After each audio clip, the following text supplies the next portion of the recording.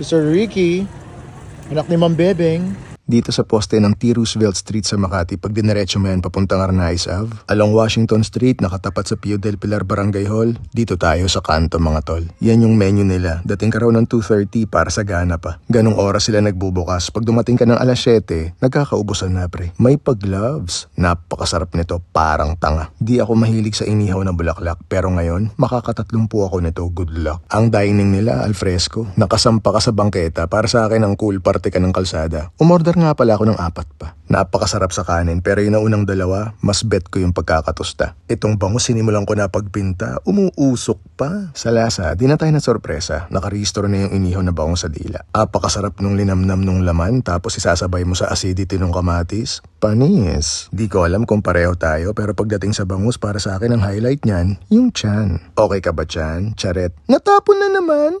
Nyarap!